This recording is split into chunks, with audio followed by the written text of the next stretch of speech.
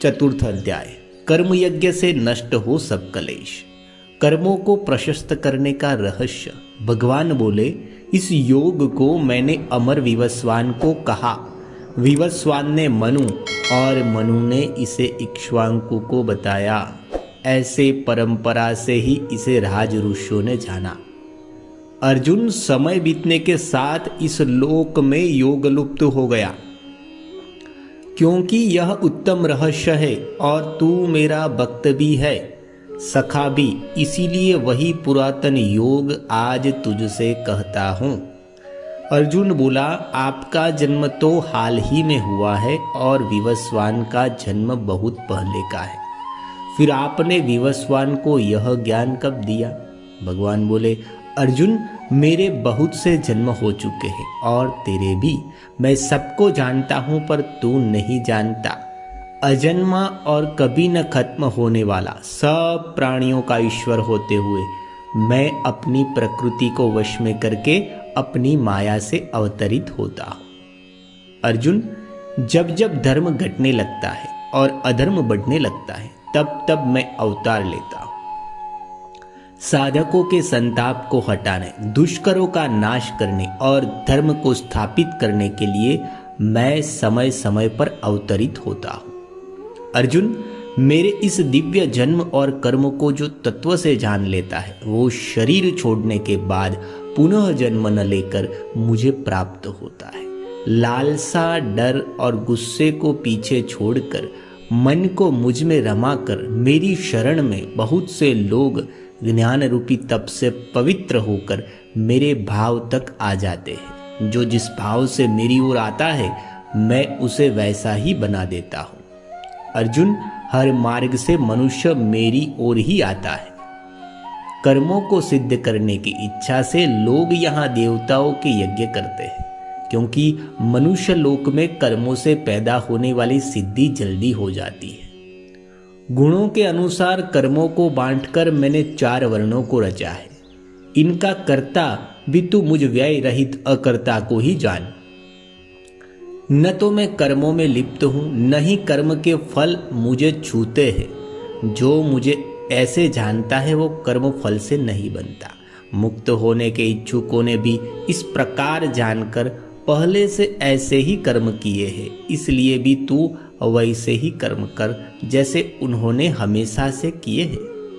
कर्म क्या है और अकर्म क्या है, इस पर बहुत से विद्वान भी भ्रमित है। तुम्हें वो कर्म बताता हूं जिसे जानकर तू अशुभ से मुक्त हो जाएगा। कर्म, अकर्म और विपरीत कर्म को भी समझना चाहिए, क्योंकि कर्मों की गति बहुत गूढ़ है।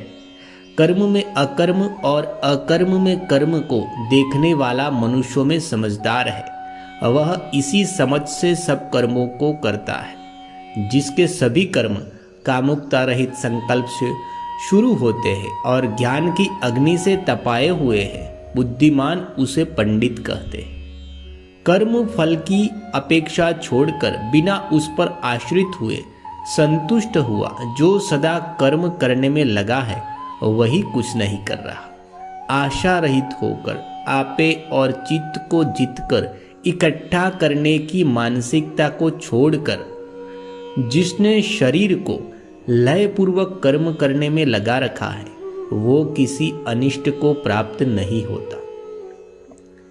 इच्छा छोड़ने के लाभ से संतुष्ट, द्वंद्वों से पार हुआ, ईर्ष्या रहित और सफलता असफलता में संभाव रखने वाला सब करते हुए भी नहीं बनता।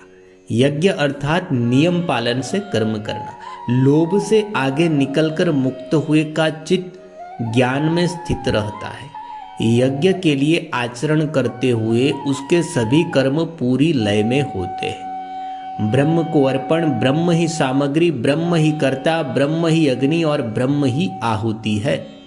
कर्म ब्रह्म है में समाई हुई धारणा के साथ उसके लिए पहुंचने योग्य भी ब्रह्म ही है।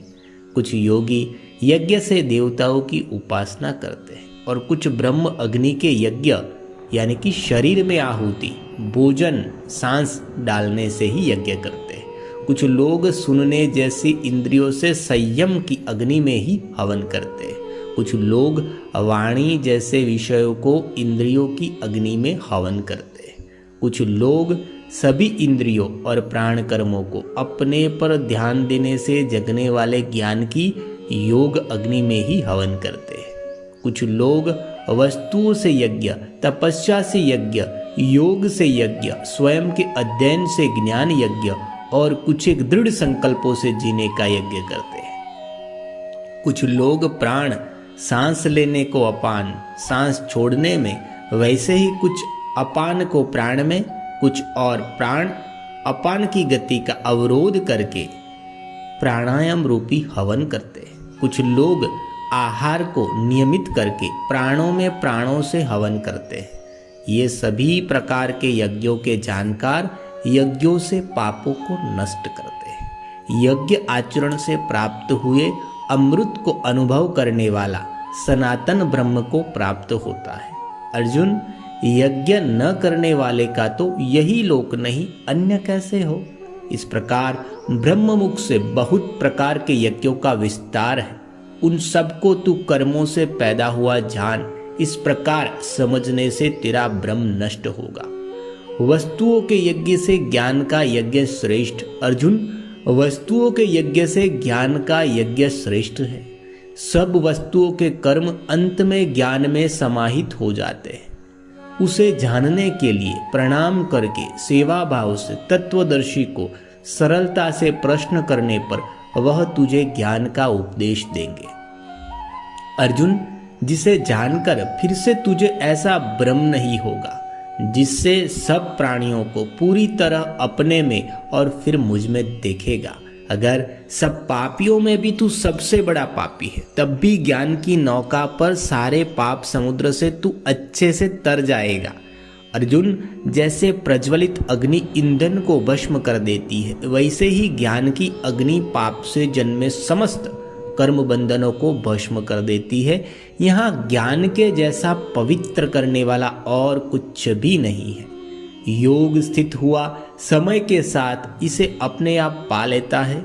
श्रद्धावान ही ज्ञान को पाता है।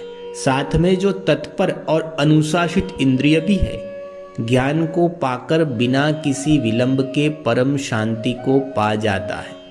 शंका को ज्ञान की तलवार से काट अनजान, श्रद्धा रहित और शक्की बर्बाद हो जाता है। शक्की के लिए न तो यह लोक है, न ही परलोक और न ही सुख है। कर्मों को योग में स्थापित किए, शंकाओं को ज्ञान से खंडित किए, आपे में ठहरे को कर्म नहीं बांधते अर्जुन।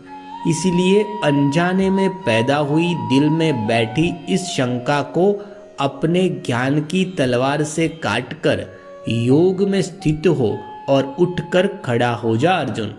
चतुर्थ अध्याय संपूर्ण।